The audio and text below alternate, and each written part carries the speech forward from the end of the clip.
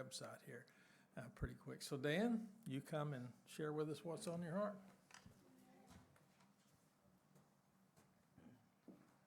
Test my microphone. Can y'all hear me okay? Okay. They didn't tell me before we turn this on. In case y'all don't know, I'm the presentation king. I'm very much a visual person. I'll leave the actual preaching to Pastor John because he does a much better job of that than I ever could. But so I have a lot of slides I want to show you this evening. But let me kind of set this up a little bit. It's a little bit different than the last time I did this.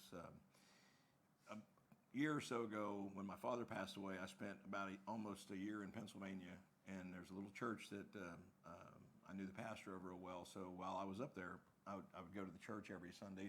Started going on Wednesday nights and Sunday evenings, just like to do here. And on a Wednesday night, they brought in one of their missionaries.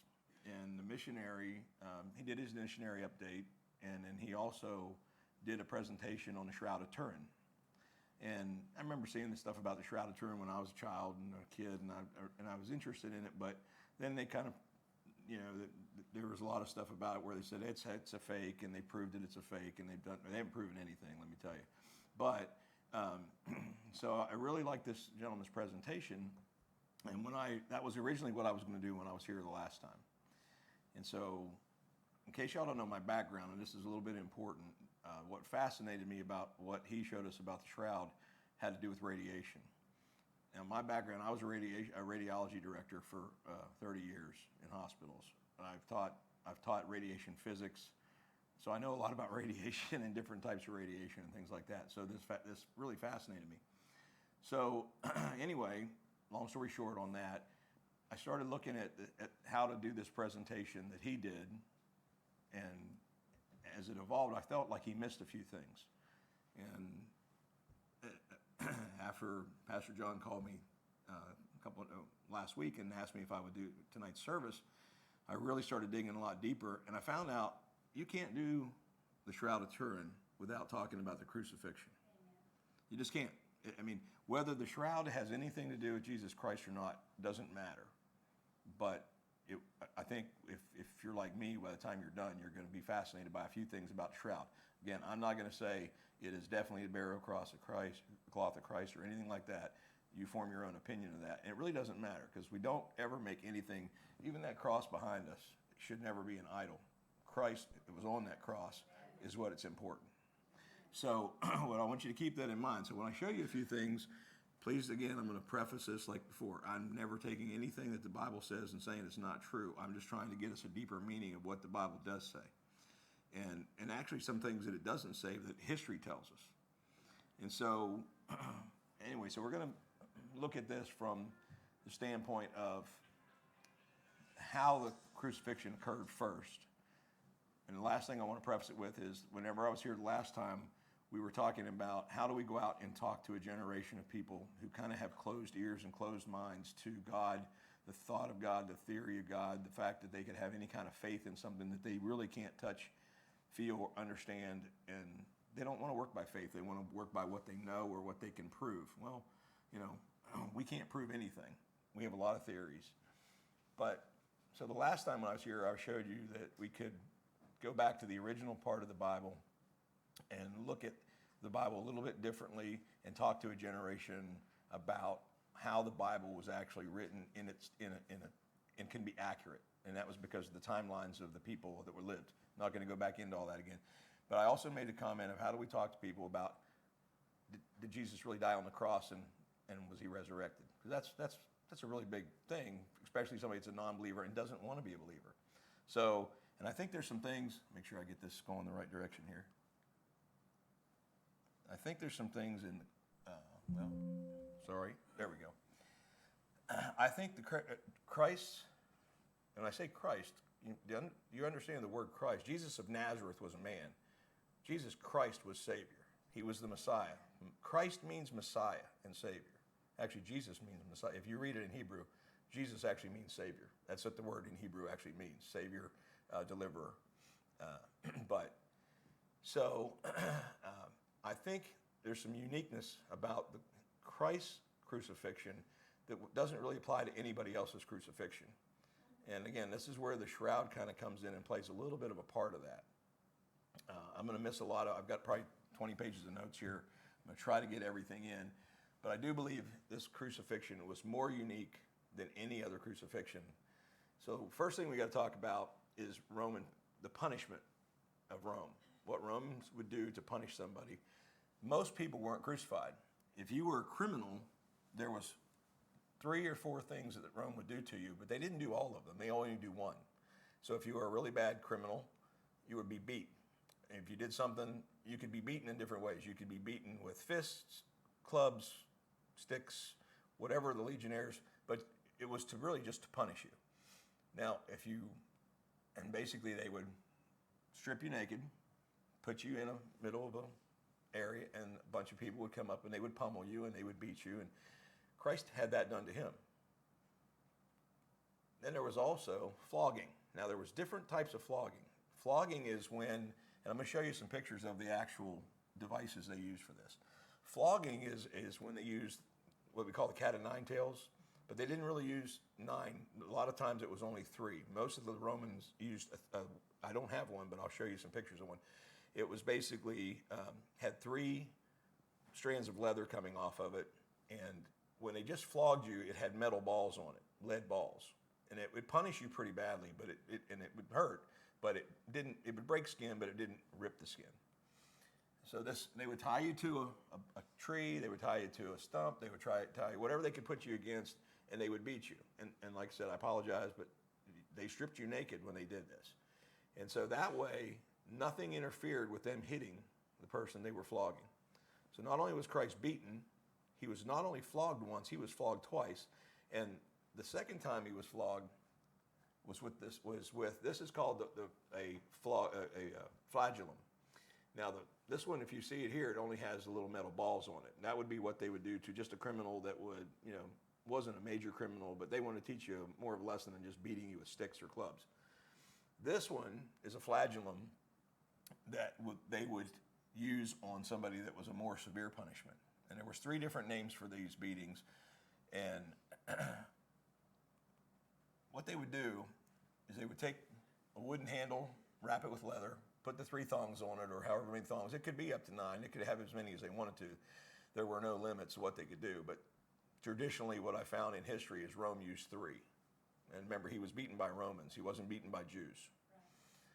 So they would use pieces of bone, pieces of lead, pieces of metal, whatever they could embed in this thing, they would embed in it.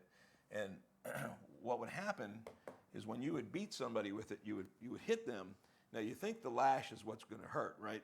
It's not. That hurts because these things would dig in.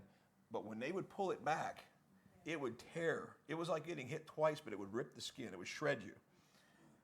These are some of the things that they have actually found all over Rome and Roman territory, the Middle East, and Israel. These are lead weights and hooks that could have been embedded in any of those. And these actually came from flagellums that they had. So what I want you to kind of understand as we go through this, what does Christ ask of us every day? All he asks of us is that we believe in him and we tell people about him. What did Christ do for us? He went through this. And this gives me chills when I say this. And actually, when I was doing this, I got a little emotional in a couple of places where I was actually putting this together because it's almost indescribable. And I've thought about this ever since I was a kid. What other time in history could there have been a punishment so bad that God would think it's a bad enough punishment to take all the sins of the world? There really isn't any other time. What do we do today? We lethal inject people, we hang them, we do different things, but it's not pain. I mean, it's really, truly not. This was excruciating pain. We're going to explain that word here in a minute also. So flogging was, like I said, but these guys that flogged, these legionnaires, they were given jobs. Every legionnaire had a job. And there was a job that was a professional at this. And they would take you to the point of death without killing you, or they could just do minimal damage. Or they could actually kill you. If you had the third kind of, most of the flogging was reserved for really severe criminals. that wasn't capital punishment. There were people that died because the flogging was so bad. And I apologize if I get a little, I don't want you to be squeamish about this stuff, but you got to understand what Christ did and went through for us. So the next punishment was crucifixion. Now, crucifixion under Roman law, Romans could not be crucified. No Roman citizen could be crucified. Only non-Romans. So there were a lot of first century Palestinian Jews that were crucified. There were a lot of Gentiles that were non-Roman citizens that were crucified. But this word means more than what you think it does. So what is crucifixion? It's the act of putting somebody to death on a cross. Now that word cross in English is what we see as a cross. But it actually means, it was crus. That's the both Latin and Greek word, crus. And that's going to be important again in a few minutes. Now what crus meant is a tree or any wooden structure that's used to hang or put to death a criminal. It didn't matter. It could be shaped like that cross. It could be shaped like, we don't know the shape of cross that somebody was on. There was many of them. There was one major type, and this is, I'm going to show you why I think Christ's cross is different than what we think it was, but it's also unique. So this is a typical cross that would have been seen if you were going down what they call the Appian Way. And one of the things the Romans did when they went in and took over a territory, they would literally take the criminals that were crucified, and they would, and I've got pictures of this, they're not real pictures, but they lined the roads with criminals. So you would go in and out of these cities. You don't want to mess up in this city, and you're going to toe the line, or we're going to put you over here. And so this right here is, if you look at that first, it's called a pillar. Now all the straight parts of the cross is always called a pillar. That's in the ground. Now you got to remember something else too. Where did all this occur? This happened in Jerusalem. There wasn't a lot of trees. I mean, there wasn't a lot of wood. We say Jesus was a carpenter. Actually, the word was actually builder, if it's translated correctly. Builder meant he probably worked with stone, wood, and whatever other materials, but probably more stone than wood. But they did use wood for the lintels of the doors and structural supports. But most everything, and I've never been to Israel, some of you probably have, but my understanding is pretty much everything's made out of stone. And I'm going to show you why that's also important in a minute. So if you look, then you have the T cross. Now the T cross, the second one there, the first one that I brought up, that's probably the most common cross that anybody was put on, or crus that anybody was put onto. The one the one that we call a cross, think of the construction you'd have to do. Now they reused all this material. They didn't just every time somebody was crucified, that tree got burned or something. They reused all it. So the research I found is most of the pillars were in the ground and stayed there. And what they would do is they would put the T on top, and most people, I don't want to get ahead of myself, but the T cross like this was the hardest one to make because you had to find a way to lash that cross to the pillar. Now, I'm not saying it couldn't have been done, and I'm not saying that that's not how Christ was crucified. I have no idea. I'm just saying that's the hardest one to build when you're limited on the amount of wood you have in an area. And they also use trees, and we hear all the time, and I used to hear this in songs and stories when we hung God on that tree. And it never made sense to me. Well, he wasn't hung on a tree, he was hung on a cross. He may have very well been hung on a tree. We don't know. Because any wooden structure that they could hang somebody on was a cross.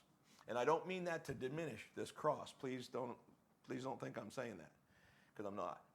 But you have to understand. And so this is a little picture here called, it's a picture of what they call the Appian Way. And like I said, they would line these crosses up, and the majority of them they had no tops on them. They were just a T, okay? You're going to say, why is that important? What's it matter? I'll show you why it matters. And the other cross was an X.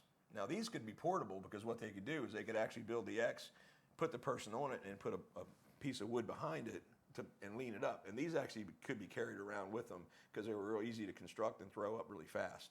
But that is another form of cross and another way to crucify somebody. And if in case you're not sure, when you die of crucifixion, you don't die of anything other than you suffocate. Your body weights you down, and you can't breathe. So your stomach gets all the air instead of your lungs, and so eventually you suffocate. And that's why if you read the Bible, it says whenever Joseph of Arimathea went to Pontius Pilate and asked for the body, he had to send a soldier. He says, he's already dead. He shouldn't have been dead this fast. And they didn't break his legs. So I want you to look at the one here in color. That's typically how they crucified somebody. Nails were expensive. They were hard to make. You had to have a blacksmith.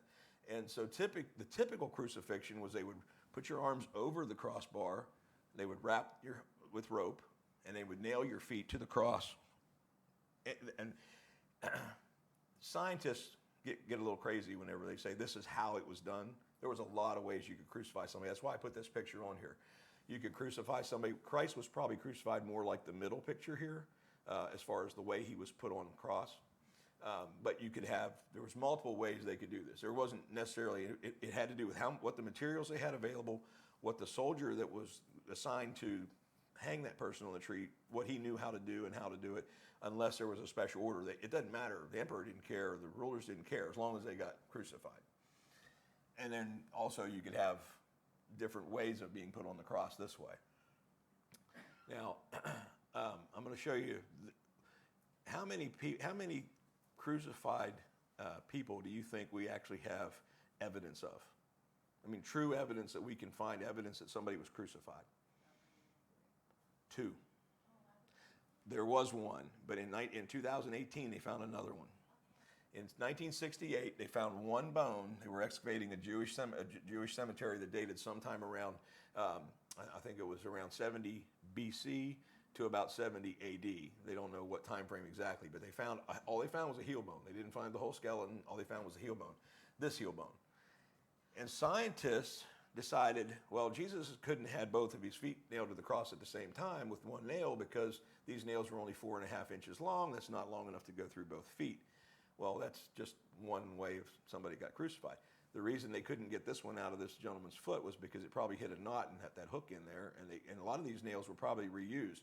But believe it or not, in ancient times, back when Christ was alive, they thought these nails from the crucifixion actually had magical properties, and people would gather them up and use them in ceremonies because they thought they were magical, believe it or not.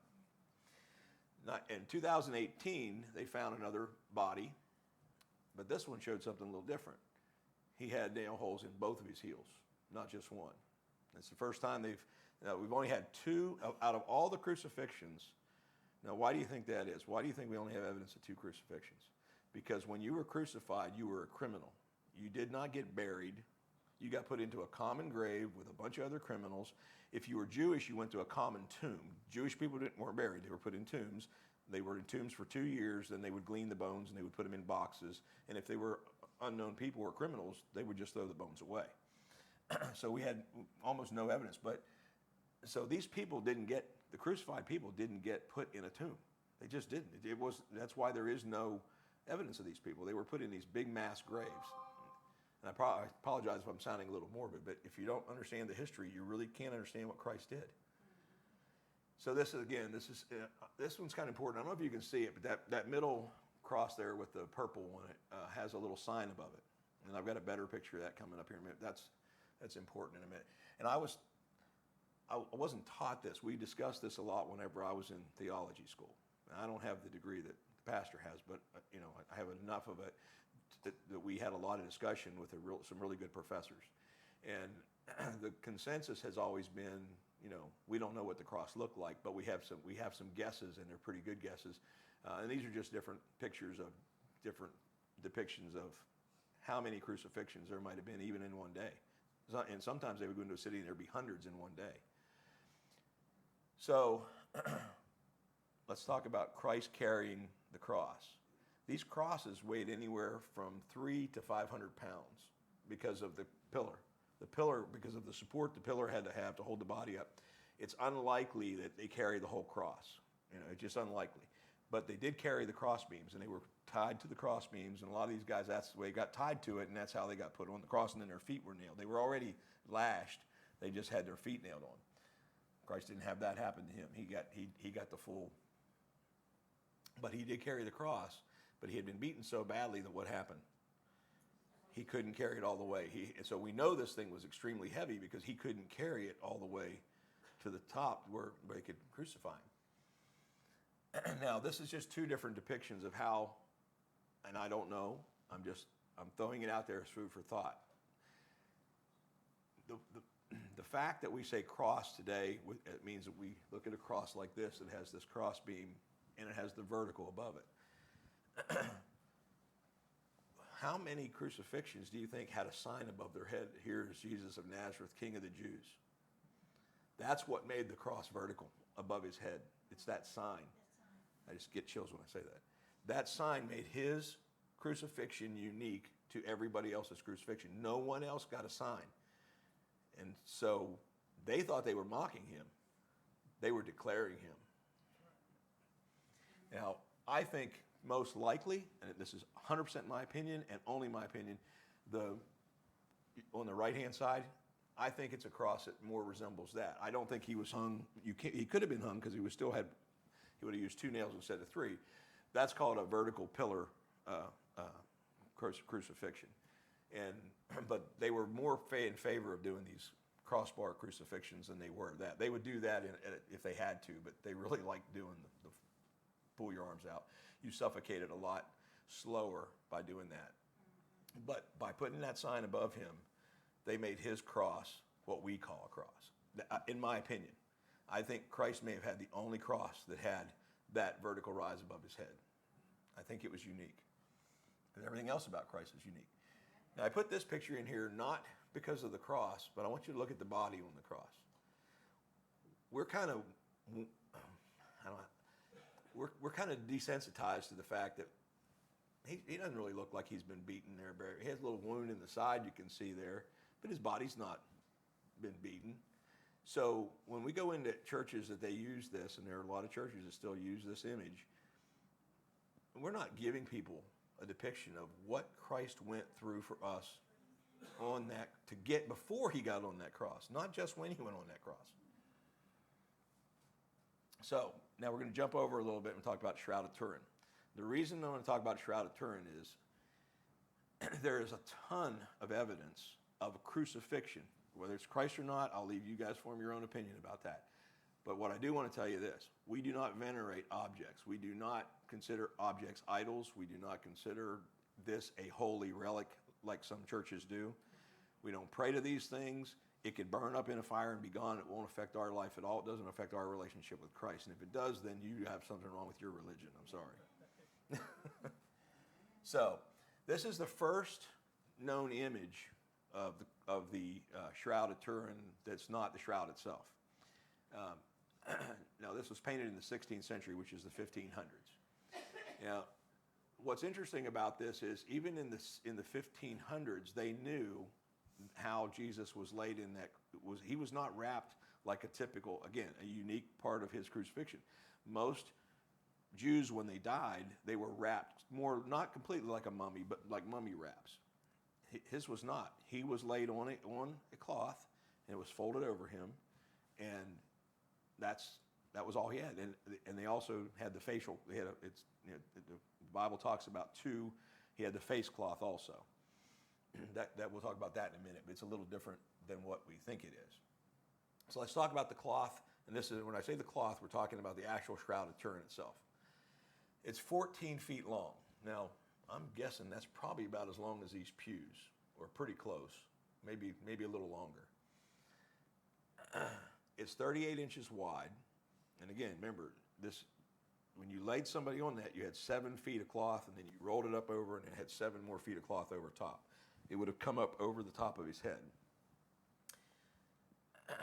It's the thickness of a T-shirt. It's not very thick material. Matter of fact, we're going to talk about the material because the material is actually really important in a few minutes. It has the image of a man who was unquestionably beaten to the point of torture. Now, this is again where Christ was unique in the sense that they didn't beat people that were going to be crucified. They crucified people that were going to be crucified. They beat people they were going to beat. They flogged people they were going to flog. Christ was beaten, likely because Pilate said, "I beat him, I flogged him. Now let's release him."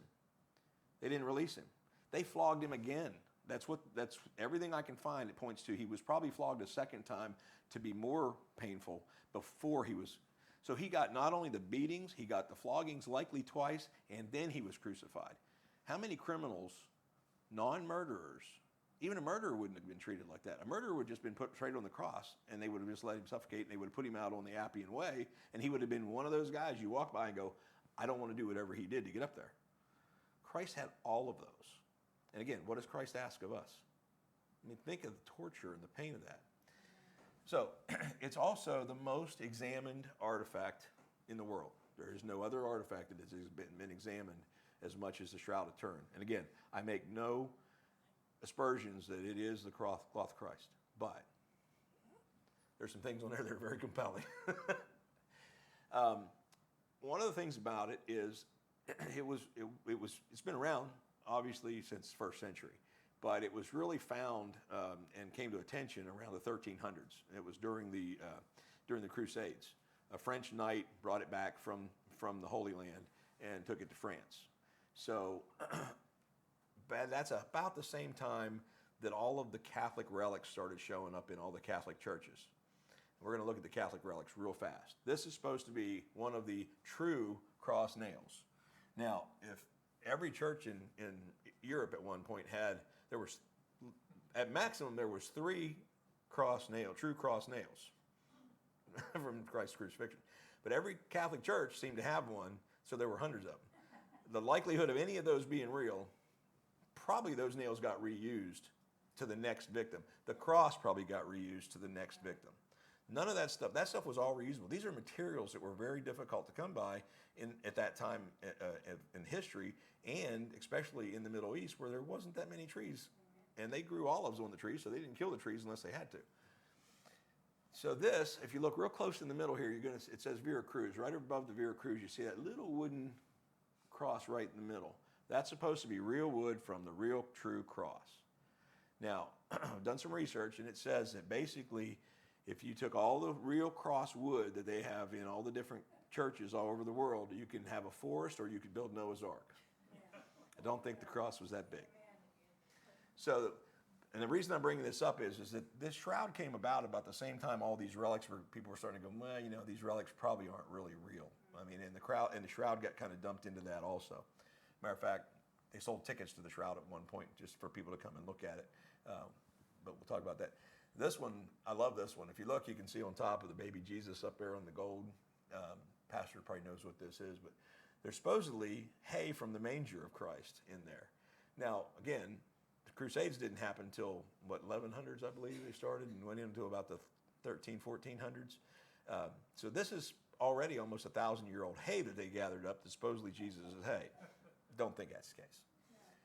I love this one. This is my favorite, one of my favorites. This one is the finger bone of John the Baptist. Not only is it a finger bone of John the Baptist, it is the bone where he said, this is the Lamb of God sent.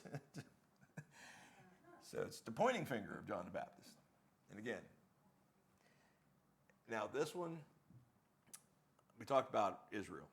Israel, most things are made out of stone. And if you know anything about stables in Israel, especially around Bethlehem and those places, and I have researched this, they didn't make mangers out of wood. They were made out of stone. They would bring the animals into basically almost like a cave, and they had stone mangers. Christ was probably laid in a stone manger, not a wooden manger like we do. But because at that time in history, they kept thinking, well, it's like Europe. Europe does have wooden mangers. So this little piece of wood in this one is supposed to be an actual piece of wood from Christ's actual manger. Again, now, here's the problem with these. People pray to these things. They hold them, they go into them, and if you're in one belief, I'm not going to name the belief, but if you actually can get excused from a certain amount of time in purgatory if you venerate these things. And so we know there's no purgatory, but this particular religion believes that. So why is that important? Because I want you to understand, no matter what you end up walking out of here tonight believing about the shroud, it is not something you should pray to, worship, or venerate. Okay? Make sure we understand that before I get too far. Because that's my biggest fear, is that somebody goes, that thing's important. It is important. And I think it's more important than we know it is. But I want to make sure that we're careful of what the importance we give it.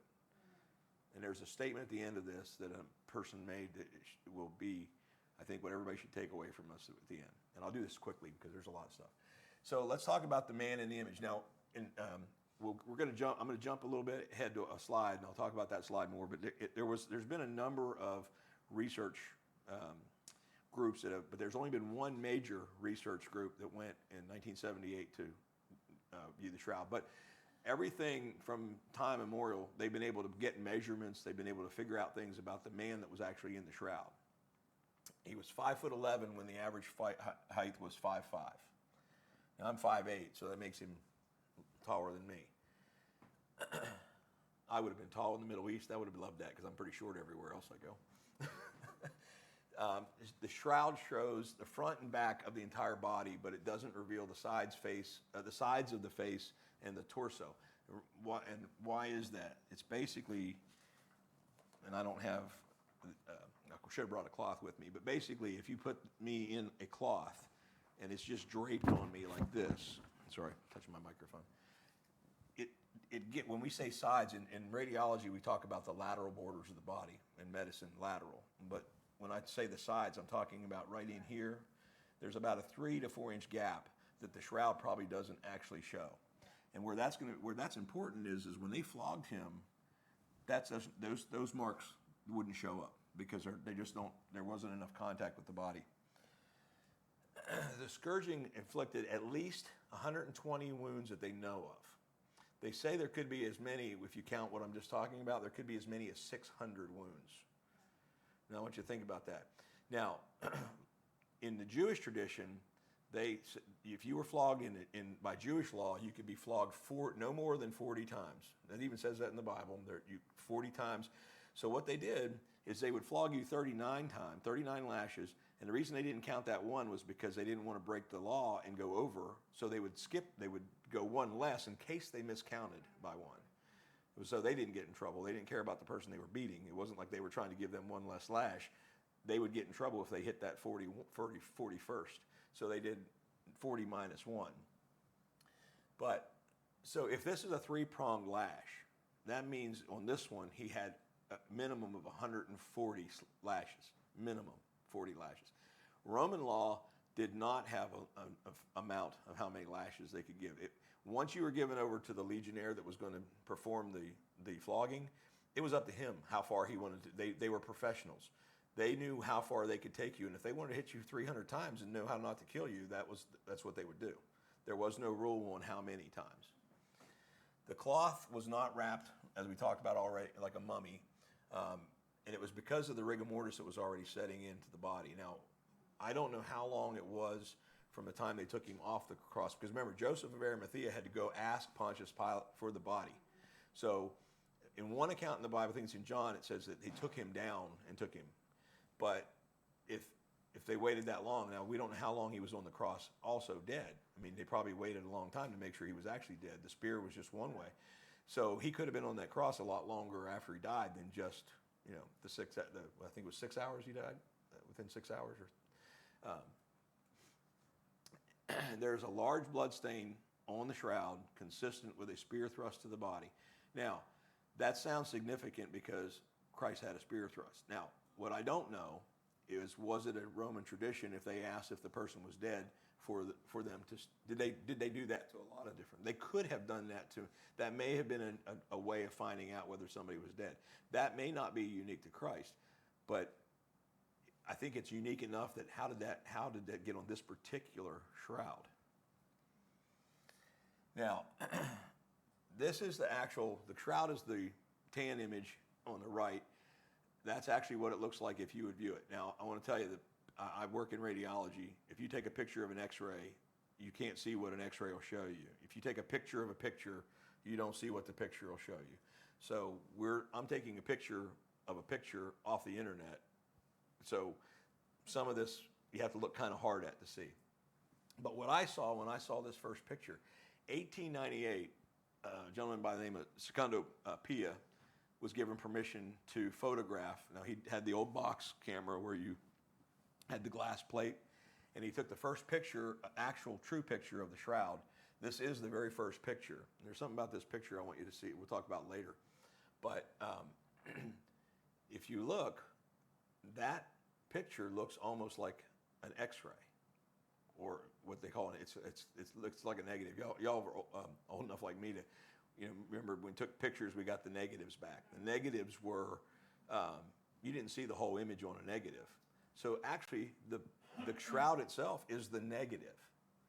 The picture is a positive, or okay.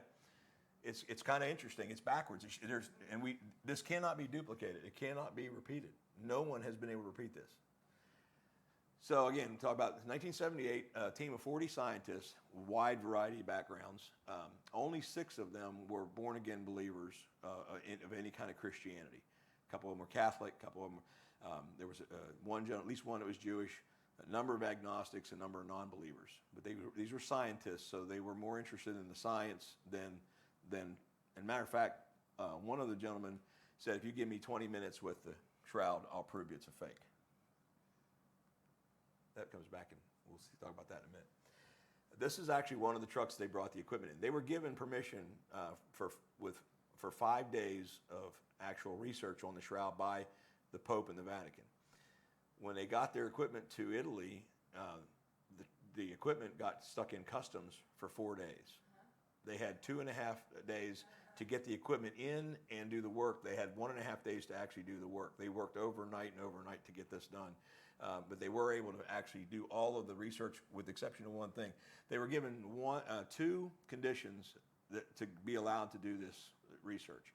1, they were not allowed to do any damage to the shroud, and 2, they were not allowed, they were asked if they found out that it was a fake or a fraud, that they would go to the Pope and tell him first, and that way he would be able to decide what was going to happen after that.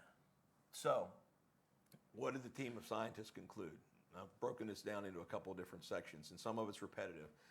So the first thing is, it looks like it's a negative. It looks more detailed in the photograph than it looks like as the shroud itself. Now, these images are full front and back of the shroud. Now, we don't have a camera even in radiology today.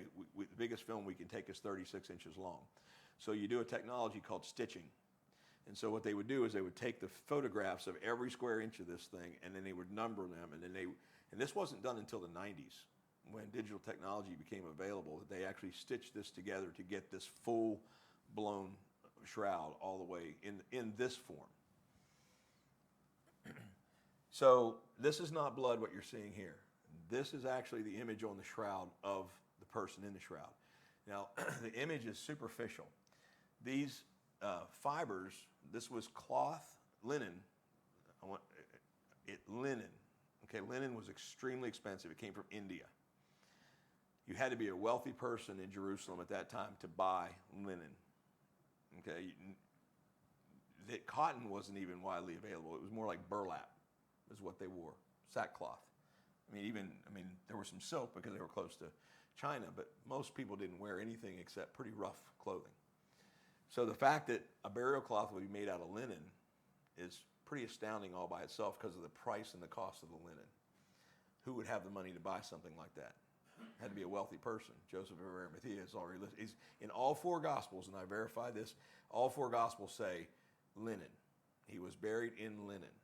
It doesn't say anything about any other cloth. So these fibers, there's about 200 fibers per thread.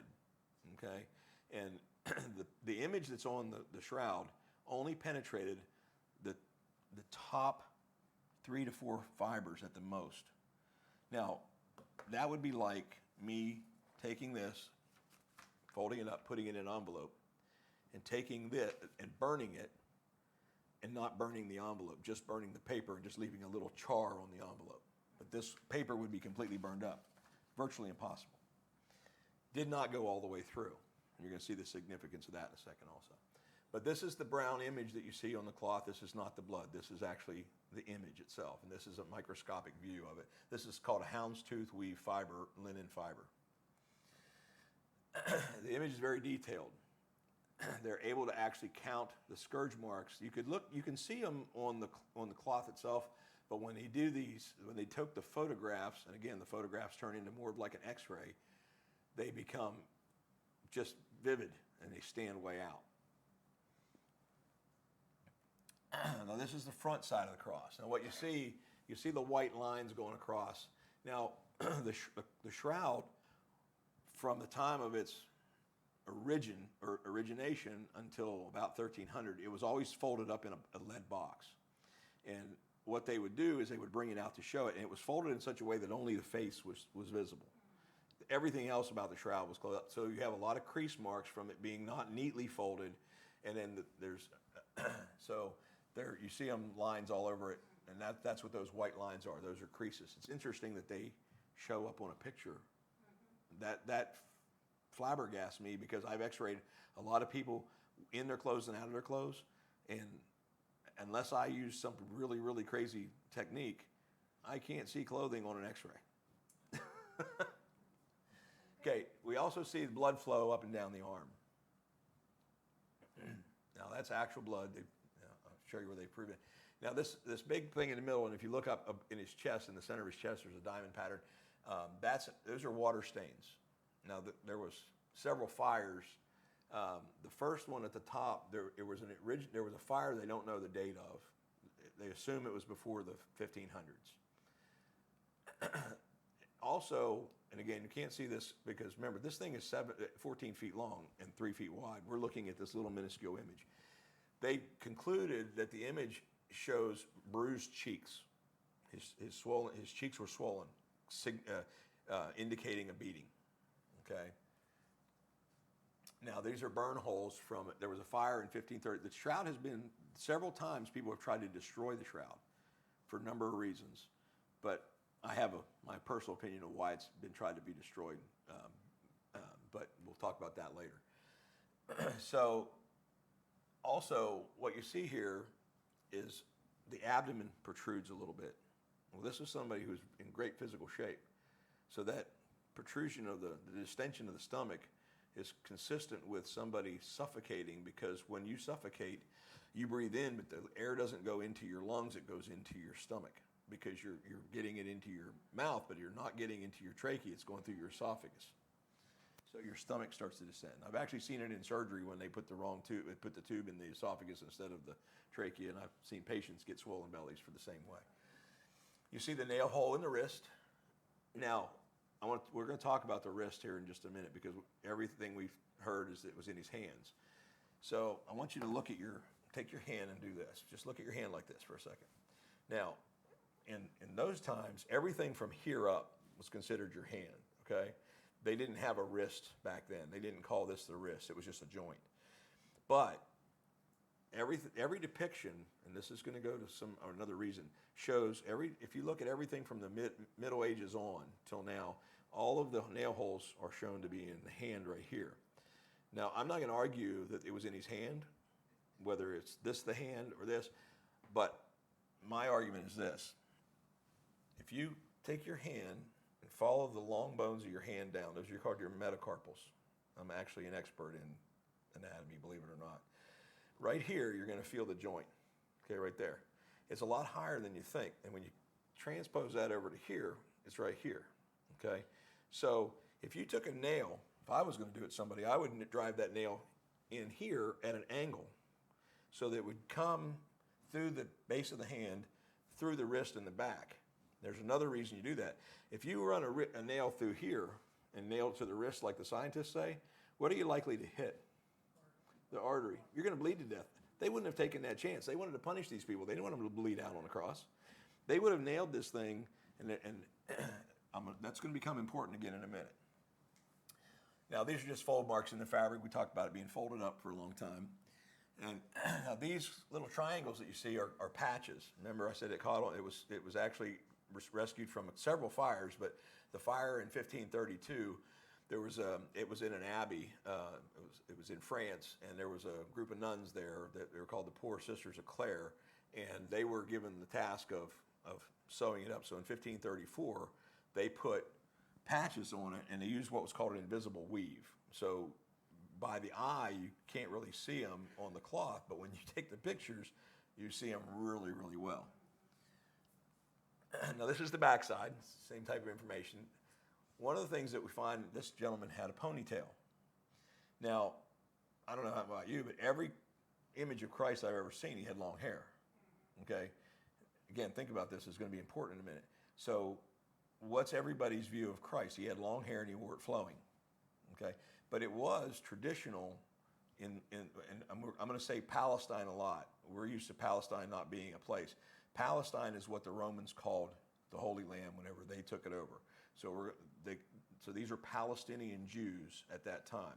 Palestinian tradition was men wore their hair long and they also wore it in a ponytail because it's hot there. So they would wear at least part of it in a ponytail.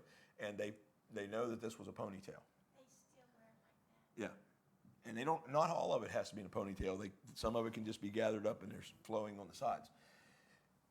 Also, there's blood punctures from the scalp. Now, we hear crown of thorns. We're going to talk about this in just a minute. They wouldn't have made just a crown of thorns, because actually, I'm going to wait on that for just a second. I have a picture to show you something that's really interesting. Now, there's also shoulder abrasions. They go along with some of the flogging, but they said the abrasions also resemble more of somebody carrying the crossbeam of a cross on their shoulders, and the abrasions match that. Again, I wish we had this in full size, but and then the flogging wounds themselves, and they were able to literally count a minimum of 120, and again, they could be as many as 600. Now, some of those wounds could have been from the flogging, and some of those could have been when they pulled it back, because you get a double wound every time it happens. But I think it's unlikely you got less than 40 lashes. And then we see the nail wound in the foot. So now this is fascinating to me. This is a machine called a VP8 analyzer, and what they did was they were able to take these photographs with this machine, and when they analyzed it, it has a three-dimensional image on it. Now, this is a cloth that went over think about taking a towel and laying it over your face, and you take the towel off. Is there a three-dimensional image left on that? There's not, right? This cloth that is flat, perfectly flat. I mean, this is pulled tight. This thing is in a mounted glass frame that's pulled very tight. But even when it's pulled tight, this image comes up as three-dimensional. And cannot be reproduced, cannot be explained. They've done thousands and thousands of different types of tests. They've done mummies, they've done cadavers, they've done live people. They've done everything they can. Cannot, with any other piece of cloth. There's at least 1,000 burial cloths that we know of that have been discovered. Most of them just come off of burial victims, not crucifixion victims. Because when you were crucified, you were a criminal. You didn't probably get a cloth covering you for burial. You probably get dumped into so for this to be on something that on somebody that was crucified is unique all by itself. But the fact that 3 dimensions are left in the fabric, and it can't be reproduced. And believe me, I'm a science guy. So what they also found was, and they had botanists, they had biologists, they had chemists, they had engineers. They really did a really good job of building this team of 40 people that they used to do this research. What they found was there was no pigment, powder, ink, chemicals, or acid. Now, so a lot of people have always said, well, this was painted by some really good artist in the Middle Ages and passed off as burial cloth of Christ, and it's just a fake. There would be paint on there. There would be powders of the paint or chemicals down inside the fibers. There's nothing. Remember I said nothing penetrated the fibers. Well, one thing did, but not anything that they could find in this sense. So there's also no signs of brushstrokes. Now, I don't know if any of y'all have any original oil painting, or if you ever done oil painting. I don't care how good you are, you leave brushstrokes, because that's canvas. Canvas is a cloth, and it's a pulled tight cloth, probably not quite as tight a weave as this, but it's pretty tight weave cloth. You still always see a brushstroke, and especially under a microscope. Even under the microscopes, they could not find a brushstroke or any kind of directional applicator whatsoever. The image, this is what gave me chills the first time I heard it. The image appears to have been burned in by a burst of radiation. Now, I'm going to let that sink into you for just a second. It seems to have been burned in by some sort of radiation. My background is in radiation. I can tell you, you put that much radiation to a cloth, you're either going to burn the cloth, or you're going to destroy the cloth, or you're going to merely make some major damage to the cloth, but you're not going to leave an image like this. This is the blood. They did blood tests on the Shroud. They had pathologists also. They had doctors that were with them in this team. The blood, remember I said that the image of the man on the cloth did not go through all but the first couple fibers? The blood went all the way through. It went all the way through. And that's significant in just in a minute. But the blood on the wrist and the blood on the arms and the blood from all the flogging, they were able to test that. They weren't allowed to cut the cloth or damage it, but they were able to take samples of that using tape and different things. What they found was the blood type of this person was he was around a 30 to 35-year-old man in very good health, 5'11", 175 pounds, roughly, with a blood type AB. Now, what's significant about AB? Outside of the Middle East and Palestine, it's an extremely rare blood type. In Palestine, it's one of the most common blood types. This person had to be from around Jerusalem. So let's talk about what makes this possibly not a fraud. I have come to the conclusion I don't believe it's a fraud, but like I said, that I'm going to let you form your own opinion. Again, we're talking about the no pigments, powders, chemicals, brush strokes. Well, that can't be reproduced. They've tried to reproduce this. Now, and this is the findings of these scientists. This is not my findings. This is not my opinion. These are the actual scientific findings. So when you talk to somebody who wants to say, well, science doesn't allow me to believe in God, science doesn't let me, science has all the answers, or we don't have the science yet to answer that question, but we'll eventually answer this question with your science then, because there's 40 scientists, several of them were NASA physicists, can't answer this question. So you want to use science, let's use science. Let's have the discussion about science. We've got this, okay? And I'm only saying this because we have to be armed well enough to talk to people about why we believe, not just that we believe, but why do we believe? And we can't beat people up. We plant seeds. God will take care of the rest. But we have to plant seeds that these people can understand and start to take it. And we're in a generation where science is what they believe. The nails penetrated the wrist of the man. Now, these are findings. So, again, we talked about the wrist. Now, everything from here up in those days was called a hand. So the biblical terminology of hand is accurate, but the likelihood of it went in at an angle. And this slide shows that. I'll put this down for just a minute. So we have all kinds of nerves in our body. From the base of our cranium down, we're just a bunch of nerves that come off of the spine. In our arms, you ever hit your funny bone? Okay, that's a radial nerve. Okay, it's not very funny. I call it something else, but I won't say that word in church. But it really irritates me, and it hurts really bad. And when you hit it, some days it hurts for days after you've done it, right? I mean, it stays a long time. Well, your wrist has one of those nerves also. And if I was in martial arts for a long time, and there's two pressure points. I can grab you here, and I can grab you here, and I can put you on your knees with those nerves. Now, that's called the median nerve. When you take a nail and drive through the wrist, you hit the medial nerve. What happens when you hit the medial nerve, the thumb does this. It can't come back out. The nerve pulls the thumb in tight. Again, a forger would have painted 5 fingers on the hand. They wouldn't have known about the medial nerve. They wouldn't have known of that coming in. Matter of fact, the Roman soldiers, this hurt so bad. Remember the word crux or cross? They created a term for the pain for that when they drove the nail into the wrists called excruciating. Of the cross. It's pain of the cross. The whole word excruciating was because of the cross itself and crucifixion. Now, we see pictures of crown of thorns.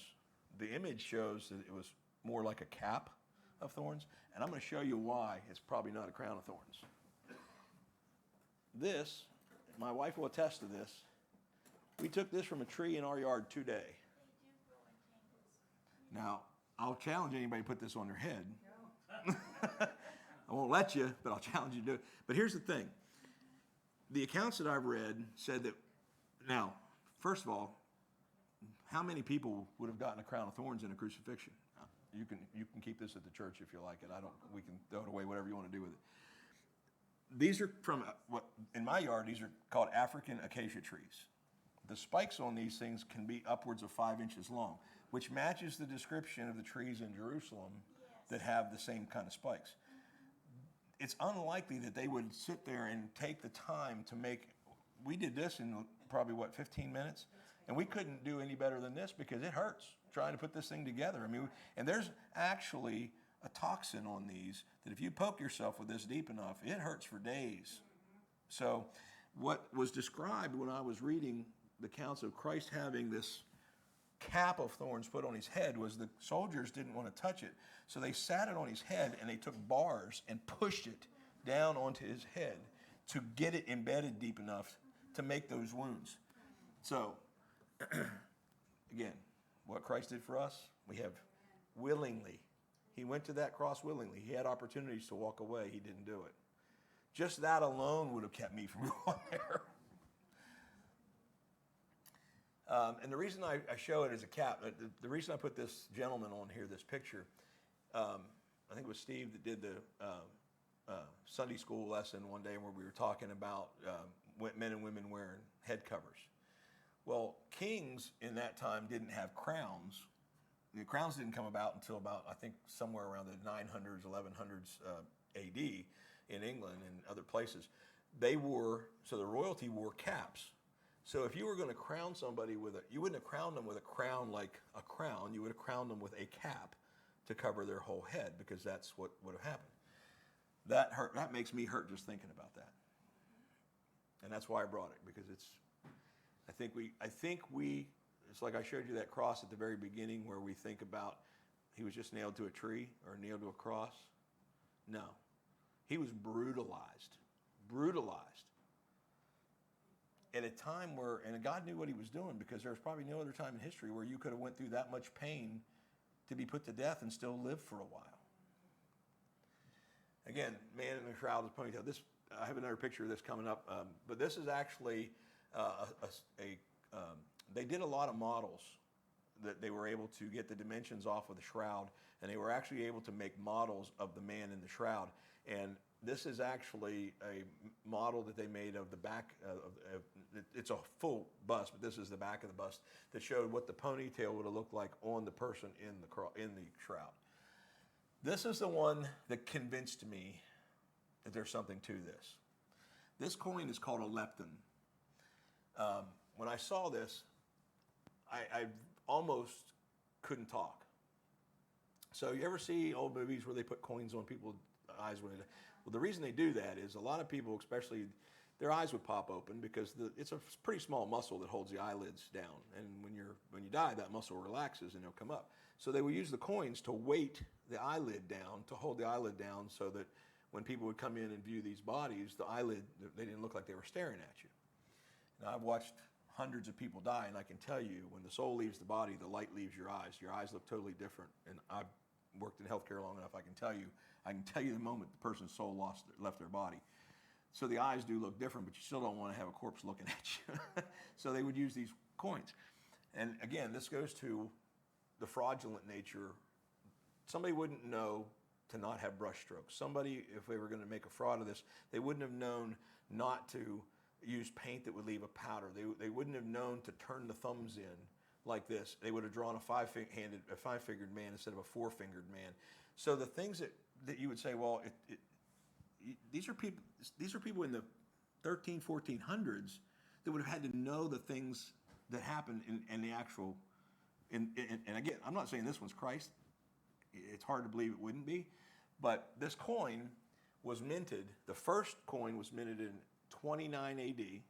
Now, when Christ was right in there. It was only minted until 36 AD. Only had a 7-year run of this coin.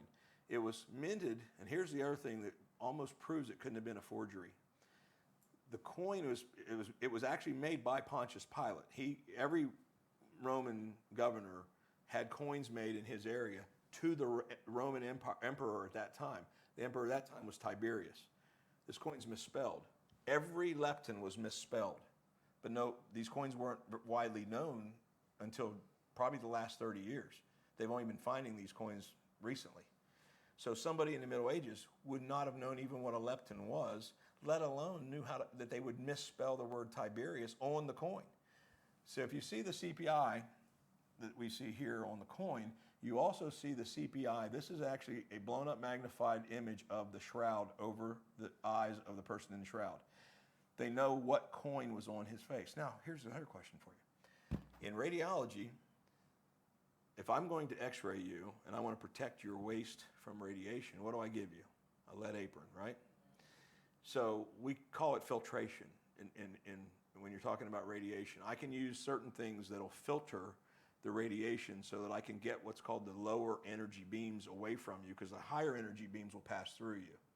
So it would take an extremely high energy burst to go through a piece of metal. Now, to give you a reference, I can block in an x-ray. Now, x-rays, we can use up to 150,000 volts of electricity to create the radiation we need to make an x-ray of a person, okay? And that's just the voltage part of it. That doesn't include all the interactions to create the photon. To penetrate that coin with a regular x-ray, if I put it on an x-ray table, is almost impossible. I x-rayed a child one time. He was 2 years old. His dad brought him in. He was choking. They brought him into the ER. He thought he swallowed a nickel or a dime. He was okay in the ER. They asked me to bring the kid up to the x-ray department, x-ray him. I x-rayed his neck. While I was in the dark room, I go back a long way. I was actually in the dark room developing the film, and I heard the dad screaming in the x-ray room. And I ran out and I grabbed the kid and I Heimlicked him. And when I took the picture of the x-ray, or took the x-ray after I went back, the kid had swallowed a quarter. I could see the edges of the quarter, because they got ridges on them, and I could see George Washington's face. But I didn't penetrate that whole coin. And that was with a normal amount of x-ray. So just to give you how did an image of a coin get on a piece of cloth and act as an image receptor like an x-ray? It's unexplainable. It's unrepeatable. It has never been able to be done. Oops. God can do it. Oh, there we go. I'm sorry? God can do anything. Here's another thing. This is the pollen. Now remember, they had botanists also on this trip. I apologize. I'm past my time. Do you want me to keep going? Okay. So the pollen on the shroud actually follows the whole history of the shroud. They found pollen from Palestine on the shroud. It only occurs in Jerusalem. They found, we're going to go through here. This is what we think we know about the shroud. The linen came from India. I'm going to try to speed up, guys. I apologize. It was kept in Palestine for a time because we know there was pollen from Palestine. We know it was moved to Syria because there was pollen from Syria on it. There was also pollen from Constantinople. Now, if y'all know anything about Constantinople, that was where the 7 churches that Jesus had John write the letters to in Revelation. Okay, that's Turkey. So it lived in Turkey for a while. It was taken to France, as I said, by a knight in the 1300s. So pretty much since 1349, we know exactly where this thing has been. It's got a provenance from that point on. It was resided in Chambéry Chapel, France, and that's where in 1534 the nuns decided to fix the shroud, and they sewed the patches in. And that becomes important here in just a minute. And it was moved to Turin in 15. There was a lot. It went to Turin once or twice in the process of those couple hundred years there. But between the French and the Italians, they were trying to get control over it. Both governments wanted it. It was owned by the French family. And when enough of that French family finally died, it got sent to Italy and became possession of the Catholic Church. This is something else that's on the shroud. The limestone. There's limestone that's exclusive to Jerusalem on the feet of the shroud where the man's feet would have been. They were able to get that off, test it, and it is absolutely limestone from Jerusalem. And it's almost exclusively limestone that's in Jerusalem. Okay. The things that have no explanation. We're almost done, I promise. You can't really see these real well in this picture, but remember I said this thing looks like an x-ray, right? Well, it's so much of an x-ray. Now, I don't know if y'all remember, but in old times they would take the head wrap and they would wrap it around to keep the jaw because people's mouths would go slack. That's what the head cloth was that Jesus folded up and put away. It wasn't a face cloth that draped his face. It was one they wrapped around him and held his jaw shut. But because it held his jaw shut and his mouth is closed, they were able to see that on the shroud. But the roots of the teeth are embedded in the shroud. That's an x-ray. Okay? How did an x-ray happen? Again, it's three-dimensional. That is absolutely unexplainable. No one can explain it. No one will ever explain that, probably. The man was not unwrapped. This man was beaten so badly that every inch of his body was just a big blood clot. What happens with dried blood? And you have cloth on it. Can't pull it off, right? Or the blood was not disturbed. The blood on this cloth is not disturbed, which means that they did not break the clots by pulling the cloth off the man. The only explanation they could come with is there was a burst of radiation, the man's body disappeared, and the cloth collapsed on itself. I get chills when I say that. The only radiation that could happen, think about this. Could we stand in the presence of God? Could we stand in front of God right now? I mean, as humans, can we stand in the presence of God? We would burn up to a crisp. Moses couldn't stand in the presence. He had to have a burning bush. So Jesus is God in man form so that he can have communion with us and walk with man. But the minute he went from his man form to his God form was probably the brightest burst of radiation that's ever been created. I'm getting chills saying that. That was that's why I believe this cloth may actually be, and likely is, a photograph of the resurrection. I think God left us a photograph of the resurrection. Because when he went from his man form to his God form, there's nothing on earth that would withstand that, including a poor little cloth like this. Okay, another interesting thing about the cloth is the blood is still red. Now, I don't know about you, but everything I've seen on dry blood's brown or black. Blood on this is still red. There's a couple explanations that they try to come up with scientifically. One is that, and it's plausible, but I don't know that it's actually accurate, is that when you're beaten so bad, like Christ would have been, you would go into anaphylactic shock. And you would go into what's called hepatic shock. Your liver would start producing bilirubin. Bilirubin starts rushing to all the red blood cells. Once bilirubin hits the blood cells, it stays red for a long time. Now, would it stay red for 2,000 years plus? I don't know. There's also another theory that they washed the cloth before it was sent from India to Joseph of Arimathea. They washed it in I can't remember the name of the flour, but it was a flour they made like a wash with to wash the cloth. And they say that particular flour actually would inhibit the blood cells from actually turning brown or black also. My opinion is, if this is the cloth of Christ, his blood wasn't turning anything but what it was originally and wasn't going to change to anything but what it was that day. But I want you to think about something, and I don't know, but Diane and I were talking about this last night. You look at this picture. If that truly is the blood of Christ, you're looking at the salvation blood that was shed for us. You're looking at Christ's blood right now, possibly. Again, the radiation burst, I'm not going to go into any more depth about that. I already talked about the 200 fibers. So the team of scientists, this is what they said. The shroud, this is their finding, their conclusion. The shroud is an image of a real human form of a scourged, crucified man, not the product of an artist. It was a first century Palestinian Jew that was crucified. That was their absolute finding of this. Now, there was some carbon-14 dating done on the cloth. I'll hurry, I promise. I'm trying to get... the data from this tells that the man was beaten, okay? I want you to notice that 3 on the forehead. In 3 places on this cloth, and I'm not going to show them to you because they're down low and they're hard to see. How many days did Jesus spend in 3 days?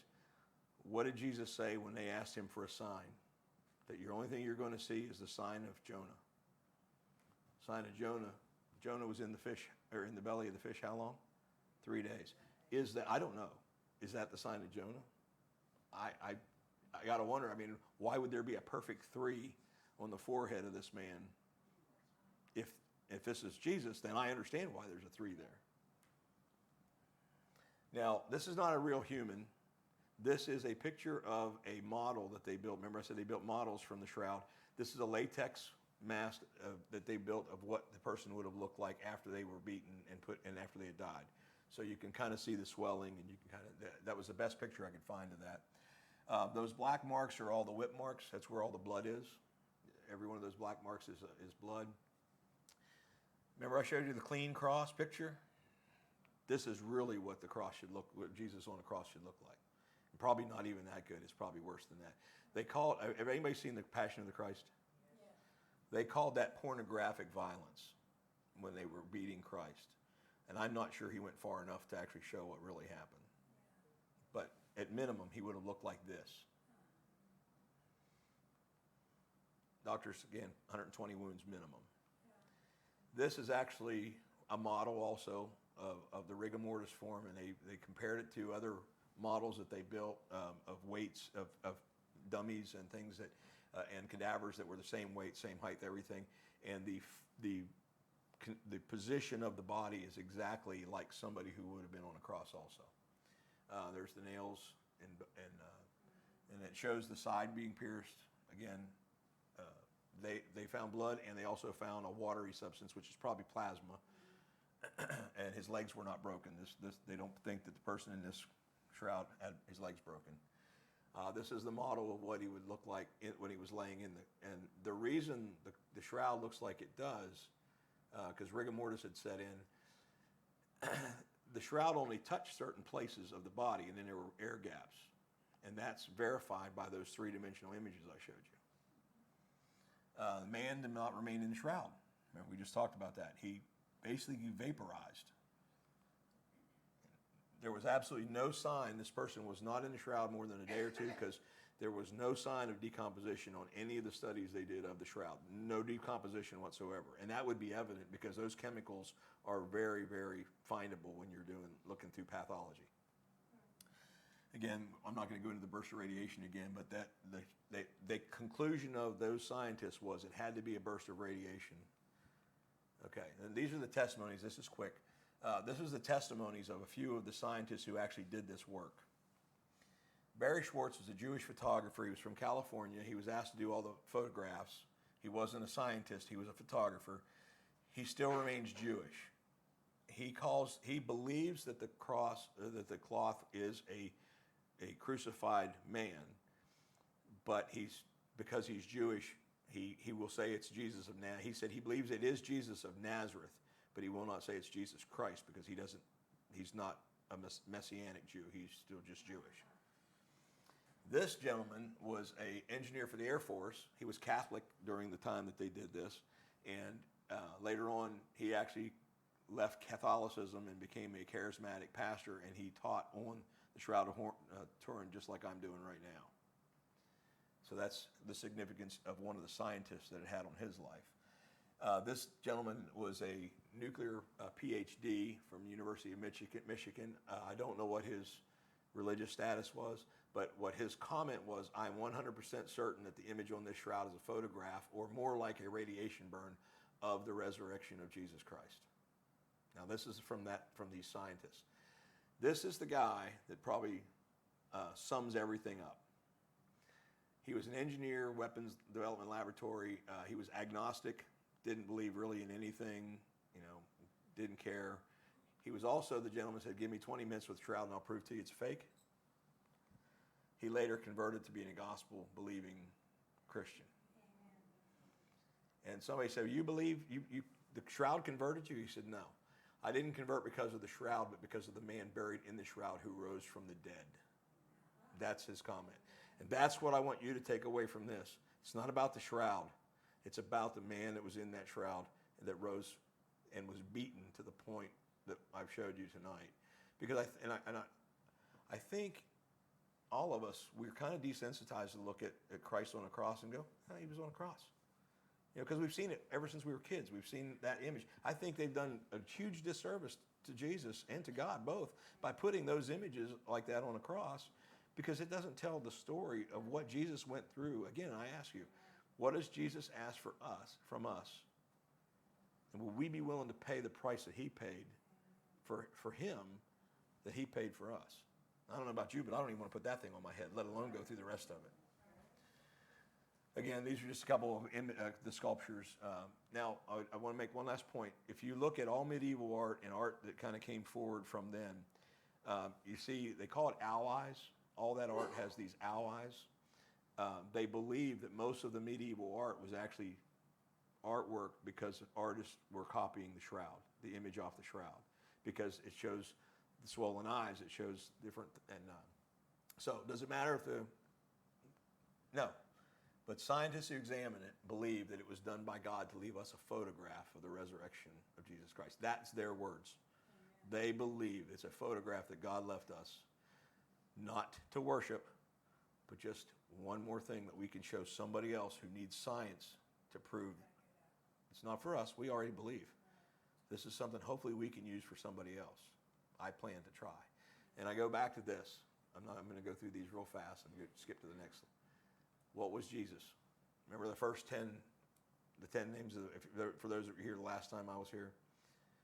Mankind is appointed to be feeble, frail, mortal, in a fixed dwelling place with a God who is praised, comes down, descends to instruct, train up a man set forth to be beaten, smitten, and tortured so we can have a rest and a quiet peace. He didn't have rest and a quiet peace. We get that. And if y'all have any questions, I'm more than happy to try to answer them if I can, but I'm already running way past my time, so I apologize for that. Don't apologize, please. Yes, ma'am.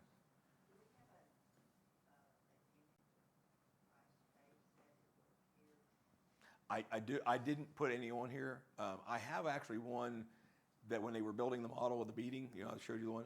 I actually have one. It's on my computer. I will bring it with me to church on Wednesday night.